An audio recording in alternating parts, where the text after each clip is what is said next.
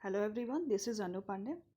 और जैसा आप स्क्रीन पे देख रहे हैं, things you need to know for filing your income tax return. बहुत सारी लोगों के माइंड में कुछ क्वेरीज होती है, बहुत छोटे छोटे क्वेरीज होती है रिगार्डिंग इनकम टैक्स रिटर्न जब वो फाइल करते हैं या फाइल करने का सोचते हैं या फिर फ्यूचर में फाइल करेंगे। तो उसके लिए ये वीडियो है।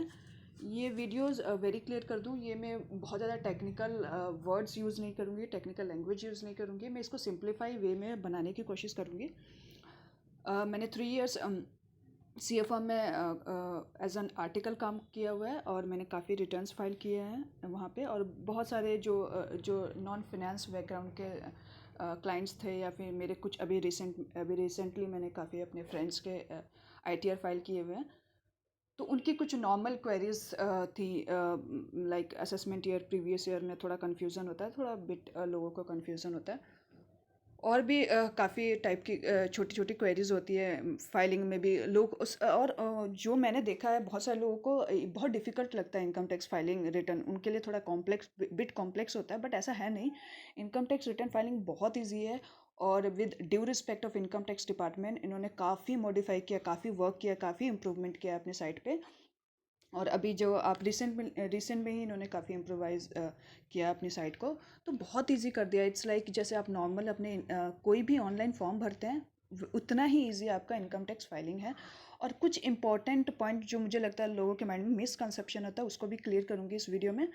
और हाँ, एक क्लियर करना चाहूँगी, ये जो वीडियो है ये इंडिविजुअल के लिए है जिनका सोर्स ऑफ इनकम सैलरीड होता है या फिर अदर सोर्स होता है या हाउस प्रॉपर्टी होता है। मैं यहाँ पे अदर फॉर्म ऑफ एंटिटी को कंसिडर नहीं कर रही हूँ, सच एज कंपनीज को कंसिडर नहीं कर रही हूँ।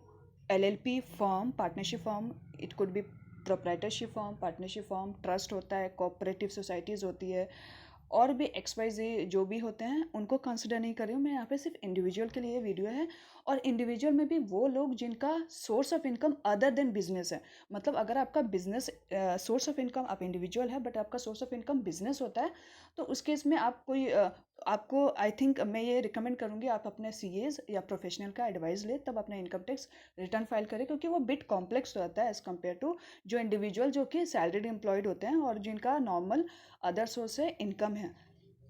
अदर सोर्स से इनकम मतलब सेविंग बैंक पे जो इंटरेस्ट होता है वो, या फिर आपने FDs कराए रखी है, FDs पे जो आपके इंटरेस्ट होता है वो। तो ये उनके लिए है। ज़्यादा वो नहीं करती हूँ, सीधे मैं आपको पॉइंट पे लेके चलती हूँ कि क्या मेरे को आपको एक्सप्लेन करना है। ठीक है। हाँ, उससे पहले जब सबसे पहले तो मैं एक ना बहुत सारे लोगों की क्वेरी होती है प्रीवियस ईयर और असेसमेंट ईयर। तो पहले तो मैं वो क्लियर करूँगी। प्रीवियस ईयर 2020 अभी जो रेलेवेंट है मैं उसके हिसाब से एक्सप्लेन कर रही हूँ।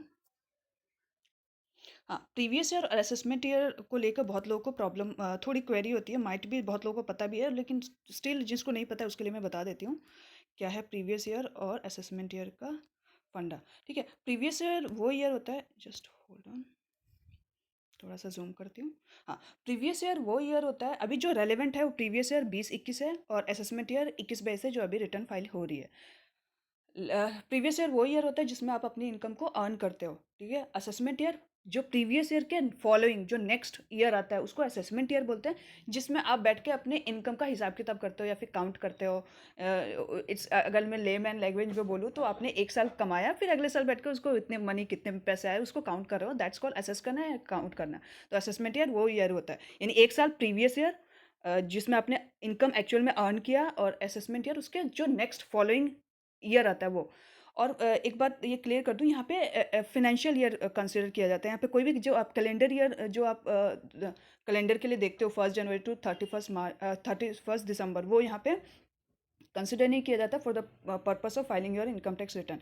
यहाँ पे 1 अप्रैल 2020 टू 31 मार्च 2021 ये आपका प्रीवियस ईयर है, यानी इस पूरे ईयर में आपने जितना इनकम कमाया उसका आपको इस साल में बताना पड़ता है कि आपने कितना कमाया। यानी असेसमेंट ईयर में इस 21-22 में आप बता रहे हो डिपार्टमेंट को कि मैंने इस ईयर में, प्रीवियस ईयर 2021 में मैंने कितना कमाया, उसका पूरा आप बताते हो डिपार्टमेंट को। ठीक है, ये हुआ प्रीवियस ईयर असेसमेंट ईयर। ठीक है, अब मूव ऑन करते हैं। हाँ, एक यहाँ पे मैं फाइनेंस एक्ट का बता देती हूँ। हाँ, आपको पता होगा फाइनेंस एक्ट 2020 आया था जिसमें ये कहा गया था कि जिसकी इनकम अप टू 5 लाख है उनको कोई भी टैक्स देने की ज़रूरत नहीं है, उनका टैक्स निल है, टैक्स लायबिलिटी निल होगा, ठीक है? Which is very correct. But इसका मतलब ये नहीं कि आपको income tax filing return filing से रिलीफ दिया गया है, ऐसा कुछ नहीं है। बहुत लोगों के माइंड में एक मिसकंसेप्शन है कि मेरी अगर लायबिलिटी नहीं है, इनकम टैक्स लायबिलिटी में नील है या जीरो है तो मुझे इनकम टैक्स रिटर्न फाइल करने की ज़रूरत नहीं है, ठीक है? Which is wrong perception. Okay. Finance act 2020 में जो बोला गया था वो जो मैंने अभी बताया, बट इसका मतलब ये नहीं कि आपको डिपार्टमेंट ने अगर ये बोला कि 5 लाख तक आपका इनकम टैक्स नील है तो आपको रिटर्न फाइल करने की जरूरत नहीं है, ऐसा बिल्कुल नहीं है। आपको फिर भी अगर आपका टैक्स लाइबिलिटी नील होता है फिर भी there are some circumstances where you have to file your income tax return. Okay, ऐसे कौन से सर्कमस्टेंसेज मैं बता देती हूँ आपको ये एग्जाम्पल के थ्रू। एग्जाम्पल से पहले मैं आपको एक बार स्लैब के रिगार्डिंग, बहुत लोगों को वैसे पता होता है बट फिर भी मैं बता देती हूँ। ये इंडिविजुअल के लिए है, इसको जस्ट होल्ड ऑन। ओके, ये इंडिविजुअल के लिए है। यहाँ पे मैं वो सीनियर सिटीज़न की बात नहीं कर रही हूँ, जो 18 से 60 ईयर्स के लोग हैं उनके लिए है ये इनकम टैक्स स्लैब। जो अप टू 2,50,000 अगर आपकी अर्निंग होती है पूरे साल में एनुअली, एक फाइनेंशियल ईयर में, यहाँ पे कैलेंडर ईयर मत सोचिएगा, फाइनेंशियल ईयर है 1 अप्रैल टू 31 मार्च, ठीक है? अगर आपकी इनकम 2.5 लाख होती है तो आपको इनकम टैक्स जो बनता है वो जीरो बनता है, नील बनता है, ठीक है? बट आपकी इनकम 2,50,000 से ऊपर और अप टू 5 लाख होती है तो आपको 5% से टैक्स देना पड़ता है उस 2.5 लाख पे, ठीक है? पहले 2.5 लाख नील, फिर उस 2.5 लाख से 5 लाख पे जो 2.5 लाख है उस पर 5%, that is 12,500 you have to pay your income tax. Next आपका आता है 5 लाख से 10 लाख, उसमें आपको 20% आपका टैक्स लगता है। देन अबव अगर 10 लाख से अगर आप ज़्यादा कमाते हो तो आपका हायर स्लैब रेट लगता है 30,000, सॉरी 30%। यहाँ पे मैं सरचार्ज की बात नहीं कर रही हूँ। सेस हमेशा हर एक केस में सेस 4% लगता है। सरचार्ज वो मैं किसी और वीडियो में करूँगी, बट उन्हें नॉर्मल वे में यही आपका इनकम टैक्स स्लैब होता है, ठीक है? अब मैं दो एग्जांपल्स की बात करती हूँ जहाँ पे आपको आपका भले ही टैक्स नील है फिर भी आपको अपना इनकम टैक्स रिटर्न फाइल करना पड़ेगा, ठीक है? वो एग्जांपल कौन कौन से हैं, लेट्स सी। ये रहा एग्जांपल। ये मिस्टर एक्स है, इंडिविजुअल है और जिनकी सैलरीड इनकम है 3,50,000। सैलरीड इनकम आप कितना भी कमाते हो रिस्पेक्टिव ऑफ आपने कितने नंबर्स कमाए, मतलब कितने अमाउंट कमाए, आपको हमेशा स्टैंडर्ड डिडक्शन मिलता है 50,000 का हर एक केस में। तो आपने अगर 3,50,000 कमाया, आपको 50,000 का स्टैंडर्ड डिडक्शन मिला और आपके आपके जो सेविंग अकाउंट में जितना भी बैलेंसेस है उस पर बैंक आपको क्वार्टरली इंटरेस्ट देती है। तो वो क्वार्टरली 4 क्वार्टर होंगे, उसका ऐड ऑन करके अपने पासबुक से देखिए 4 क्वार्टर में जो भी इंटरेस्ट आया होगा, क्रेडिट हुआ होगा आपके अकाउंट में, उसको ऐड ऑन कीजिए चारों का और आपका एनुअली पता चल जाएगा कि आपने सेविंग बैंक से इंटरेस्ट कितना कमाया है। इसका आपको डिडक्शन भी मिलता है, वो मैं किसी सेपरेट वीडियो में बताऊँगी। टोटल आपका 3,000 आपका ग्रोस टोटल इनकम आ गया। कैसे आया? 3,50,000 सैलरी, उसमें से 50,000 आपको डिपार्टमेंट ने डिडक्शन दिया, वो हुआ आपका 3 लाख और 3,000 आपने सेविंग से इंटरेस्ट कमाया, दैट इज 3,03,000 आपका ग्रोस टोटल इनकम आया। अब मिस्टर एक्स को क्या लेना है? चैप्टर 6A का डिडक्शन भी लेना है। चैप्टर 6A को बहुत लोग 80C के नाम से भी जानते हैं, सॉरी 80 सेक्शन 80 के नाम से जानते हैं। 80 में 80C होता है, 80D होता है, 80EE होता है, 80 बहुत सारे होते हैं, GG होता है।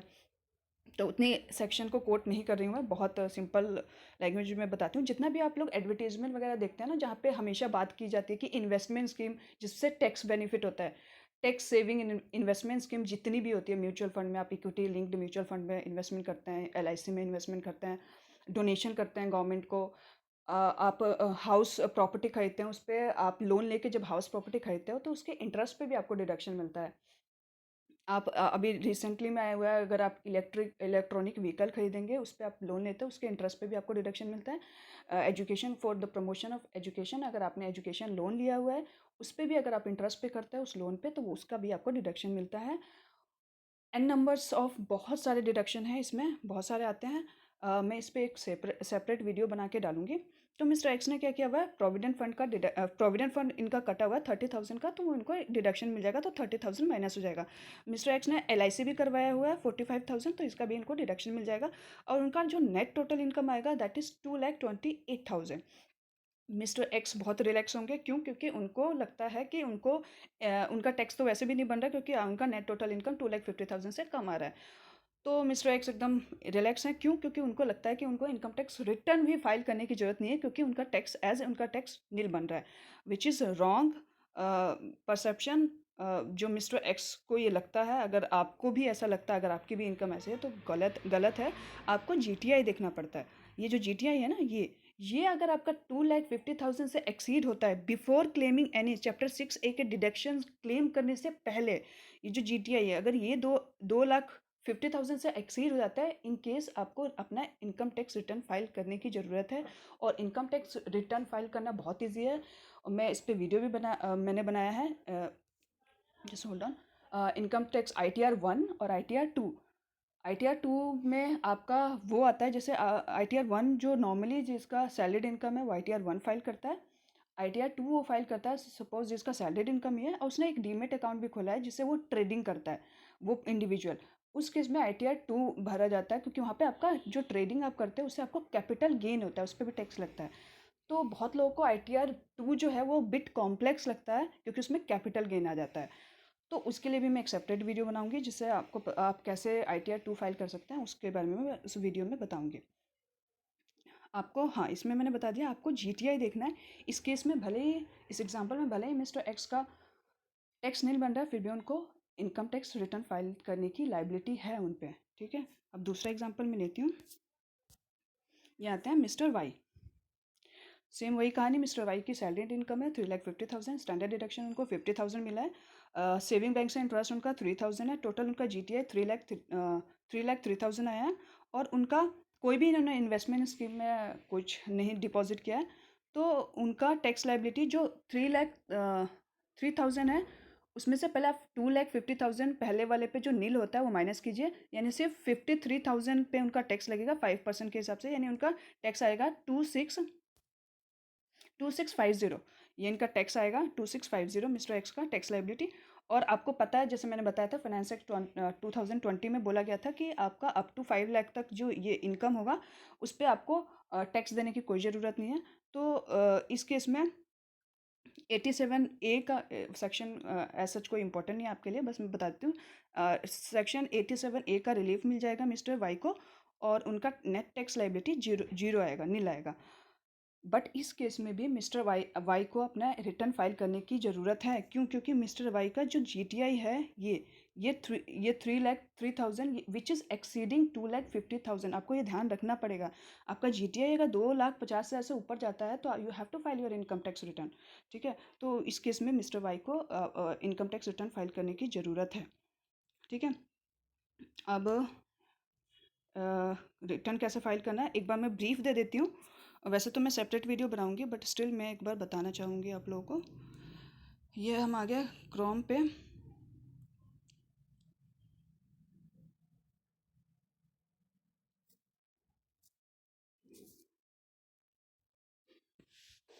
क्रोम पे आ गए।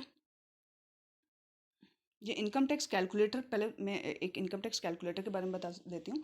सपोज़ आपको ना कुछ टेंटेटिव आइडिया लेना है कि आपका कितना टैक्स बनेगा, तो आप इनकम टैक्स कैलकुलेटर का हेल्प ले सकते हो। इनकम टैक्स डिपार्टमेंट की साइड से उन्होंने प्रोवाइड किया हुआ है, विच इज़ वेरी रेलेवेंट अगर आपको टेंटेटिव फिगर जानना है कि आपका कितना टैक्स रहेगा। बहुत इजी है, इसको मैं आपको बता देती हूँ कैसे करना है। क्लिक कीजिएगा इनकम एंड टैक्स कैलकुलेटर पे। अभी साइट थोड़ा स्लो है, तो दिस इज़ ये मेरे एंड से कोई प्रॉब्लम नहीं है, साइट के एंड से थोड़ा प्रॉब्लम है आई गेस। इनकम, हाँ ये ओपन हुआ। ये आप यहाँ पे सिंपल असेसमेंट ईयर क्लिक कीजिएगा, डालिएगा, चूज़ कीजिएगा। जैसे मैंने आपको बता दिया, असेसमेंट ईयर अभी जो करंट फाइलिंग हो रही है वो 21-22 की हो रही है, तो आप असेसमेंट ईयर सेलेक्ट कीजिएगा। टैक्स पेयर आप इंडिविजुअल है, इंडिविजुअल सेलेक्ट कीजिएगा। Whether opting for taxation under section 115 BAC, ये न्यू टैक्स रिजीम है। ये थोड़ा मैंने इसके बारे में बताया नहीं है, बट अगर आपको नहीं इन्फॉर्मेशन है तो सिंपली आप इसको नो कीजिए। एक सेपरेट वीडियो बना के इसके बारे में बताऊंगी। फिर आप अपना जेंडर सेलेक्ट कीजिए। Then residential status always resident ही आएगा, क्योंकि जनरली हम लोग इंडिया में ही रहते हैं। फिर आप इनकम फ्रॉम सैलरी डालिएगा। यहाँ पे बोल रहा है income from salary after standard deduction. Suppose मैं 7,50,000 कमाती हूँ। अब जो आपको ये 7,50,000 मेरी सैलरीड इनकम हो, कैसे देखना है आपको? जो इन हैंड है वो नहीं देखना है आपको। आपको ग्रॉस सैलरी लेना है। ग्रॉस सैलरी मतलब आपका basic salary, DA, dearness allowances जो होता है, आपका कमीशन, आपके जितने भी इंसेंटिव्स होते हैं, आपके जितने भी अलाउंसेस होते हैं, सबका टोटल करके। और उसमें क्या होता है, उसमें डिडक्शन होता है। जैसे आपका कंट्रीब्यूशन होता है, employees contribution to PF, employees contribution to PF. अगर पेंशन स्कीम है तो नेशनल पेंशन स्कीम में जो कंट्रीब्यूशन आता है, फिर आपका टीडीएस कटता है, फिर आपको जो इन सब में से जो डिडक्ट होके जो आपका नेट सैलरी आता है ना, वो आपके हैंड में आता है। तो आपको नेट नहीं लेना, आपको इन सारे डिडक्शन जो मैंने अभी बताई उससे पहले वाला जो आपका सैलरीड है, उस सैलरीड को यहाँ पे लेना है। लेकिन उस सैलरी से सपोज मेरा 7,50,000 मेरी सैलरीड है, तो उसमें 50,000 मेरे को स्टैंडर्ड डिडक्शन फ्लैट मिलेगा। तो मैं यहाँ पे 7 लाख डालूंगी, यहाँ पे 7 लाख।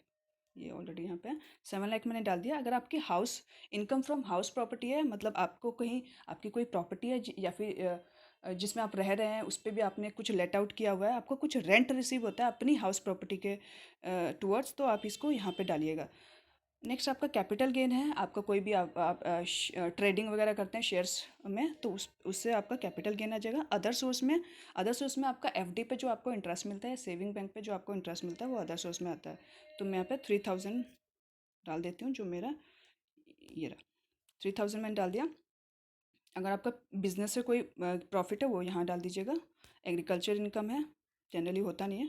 कोई डिडक्शन है आपका, जैसे आपने कोई इन्वेस्टमेंट स्कीम में कुछ, हाँ, कुछ आपने इन्वेस्टमेंट स्कीम में कुछ डिडक्शन किया हुआ है, क्लेम किया हुआ है, तो आप यहाँ पे डाल सकते हैं। अदरवाइज़ नहीं है तो आप इसको नील छोड़ दीजिए, छोड़ दीजिएगा। तो आपका इनकम टैक्स लाइबिलिटी यहाँ पे निकल के आ जाएगा 52,500। और इस पे हमेशा मैंने बताया था 4% सेस लगता है, तो आपका 2100 सेस आएगा। आपका टोटल टैक्स लाइबिलिटी 54,600 आ गया। ये आपका सिंपल एक कैलकुलेटर है, this is not income tax filing, ये सिंपल कैलकुलेटर है। अगर आपको टेंटेटिव फिगर जानना है कि मेरा कितना टैक्स लाइबिलिटी होगा, तो आप यहाँ पे जा सकते हैं। सिमिलरली बहुत लोगों को एक एचआरए, जो हाउस रेंट अलाउंसेस, जो सेक्शन 10, 13 ए वाला होता है, वो बिट कॉम्प्लेक्स लगता है लोगों को, तो उसके लिए भी इनकम टैक्स डिपार्टमेंट ने यहाँ पे HRA computation, sorry, HRA calculator, HRA calculator में भी आप जा सकते हैं। ये आप बहुत सारे हैं, बट आप इनकम टैक्स का यूज़ कीजिएगा, मैं जनरली वही यूज़ करती हूँ। तो वहाँ पे भी आप एचआरए का कैलकुलेशन यहाँ से कर सकते हैं, अगर आपको करना है जब आप इनकम टैक्स रिटर्न फाइल कर रहे हैं तो। थोड़ा स्लो है साइट। इसके बाद मैं आपको बताऊंगी कि कैसे अपना रिटर्न फाइल करना है। यहाँ एचआरए में इसको मैं अलग एक सेपरेट वीडियो में एक्सप्लेन कर दूंगी, बेसिक सैलरी डीए फॉर्म ये कैसे कैलकुलेट होता है प्रोविज़न के साथ। तो अभी मैंने जस्ट आपको बता दिया कि यहाँ पे अवेलेबल है। अब आपको आपका कैसे इनकम टैक्स, आपको कैसे लॉगिन करना है। इनकम टैक्स लॉगिन पे डालिए, जाइए, ई फाइलिंग, यहाँ पे होम पेज पे जाइए। सिंपल होता है, जैसे नॉर्मली आप कोई भी फॉर्म भरते हैं वैसे। अगर आप रजिस्टर्ड है तो वेल एंड गुड, आपके पास लॉगिन आईडी पासवर्ड होगा। रजिस्टर नहीं है तो आप पहले रजिस्टर कीजिए अपने आप को। बेसिक इन्फॉर्मेशन डालनी होती है, नेम, आधार नंबर, कॉन्टैक्ट नंबर, वहाँ से ओटीपी जनरेट होता है, फिर वो पूरा रजिस्ट्रेशन होता है, फिर आपको लॉगिन आईडी पासवर्ड मिल जाता है। यहाँ पे लॉगिन आईडी मैं डाल देती हूँ अपना, एक मिनट, यहाँ पे मैं लॉगिन आईडी अपना डालती हूँ।